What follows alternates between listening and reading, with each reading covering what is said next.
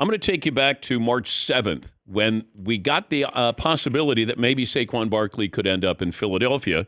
And here is Tiki on his radio show on WFAN in New York. The fact that Saquon would even contemplate going to play for that team in Philadelphia is insulting to his Giant history and legacy. Saquon very may well not be a New York Giant. I know that Joe Shane is having conversations, but it just doesn't feel like it's going to work out. Go to Baltimore. Go to Houston. Go to LA Chargers. Do not go to the Philadelphia Eagles, because if you do, that appreciation and respect and reverence that we all have for you, Saquon, will be lost. Let's bring in Tiki Barber. This is just good local radio content. Saquon Barkley didn't take it that way. Good morning, Tiki. How would you sum up this back and forth? No, I don't think it's really a back and forth, Dan. As you know, being in the industry as long as you have been, our job is to entertain, to inform, and sometimes get a little bit visceral because that's how the fan is.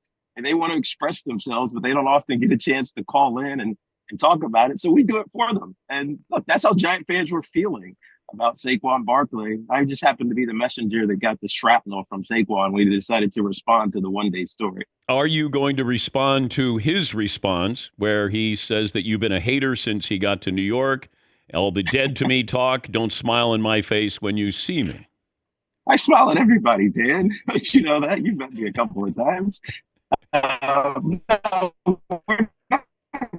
It's part of the job. It's part of the I think reaction that comes from athletes who think the media is always against them. But the reality is Giant fans loved Saquon Barkley. It just felt like it wasn't going to work out. Now we have to worry about him running all over us for the next 3 or 4 years down in Philadelphia. And that pains us. It really does. And it pains me. So, I mean, I still like Saquon. I wish him nothing but luck. But he also has to realize that my job for the last 17 years has not been to be in a locker room. It has been to be a voice of the fan, on the fan. Okay, but if he had gone to the Texans or Baltimore, how would you have reacted?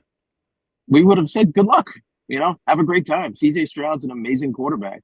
DeMeco Ryans is a fantastic young head coach. You're going to have a ton of success, and it's far enough away from us where we're not going to feel it.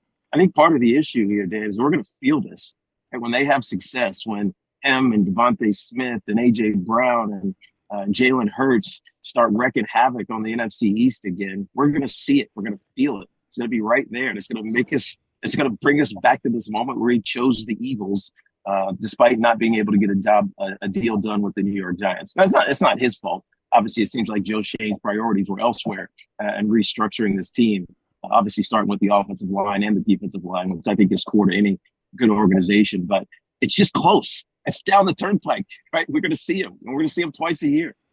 I think the Giants made a smart move. I think Saquon made a smart move. If I put you in his position, that this team is going to be rebuilding, and you have this opportunity, even though it's your bitter rival, let's play hypothetical running back here, Tiki. You know this. I played 10 years. I was a Giant for life. There is no way I was ever going Let's to the say they Philadelphia didn't Eagles. want you. Let's say they wanted to move on. They didn't want to pay you what you thought you were worth. And they didn't want to pay me what I was worth. Saquon's guaranteed money, the 2-year guarantee is more than I made. Didn't want to pay me. And so I know this. I didn't have any leverage. I didn't want any leverage because they knew I wanted to stay.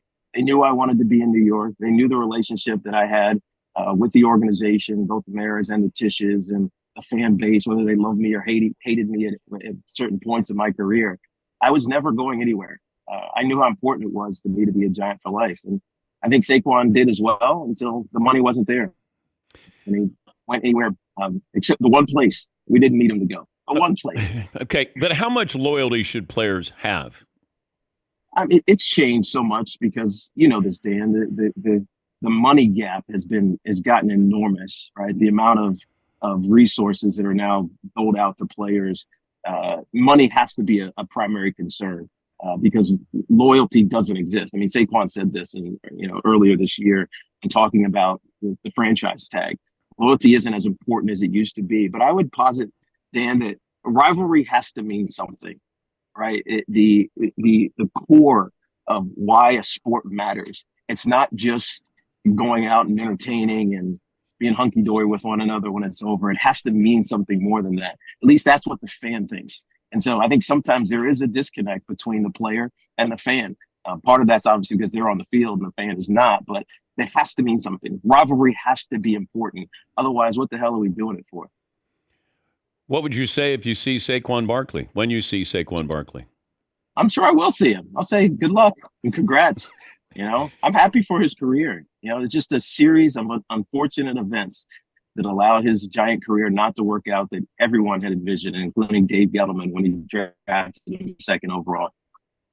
My worry is that he might run into your brother Rondé and then punch him, thinking that he was punching you. So Rondé's a Hall of Famer now. All right, you can't punch a Hall of Famer. He's a made man in the mafia. You can't punch a Hall of Famer. That's exactly right. Well, you did your job. The NFL mafia. You did. Don't mess with him. You did your job. Did you invite him on the show today? We have not. We should. Yes. We should. What are you doing? That's the best way to resolve things. Yes. It's funny. It's funny. Paul Schwartz, New York Post, Paul Schwartz once told me, this is what I was playing. Never react to the 1-day story, because you make it a 2-day story, a 3-day story, a 4-day story, and then it goes on and on and on and on. And he was right. And I'd love to get on and talk to Saquon, because it's not personal. All the things that we talk about, the emotion that we have, the information that we give, the entertainment, the visceral reactions, it's never personal. It's just what the fan is all about. And that's what my job is, to serve the fan. Great to talk to you as always. Thanks for joining us, Tiki. Likewise, Dan. Be well.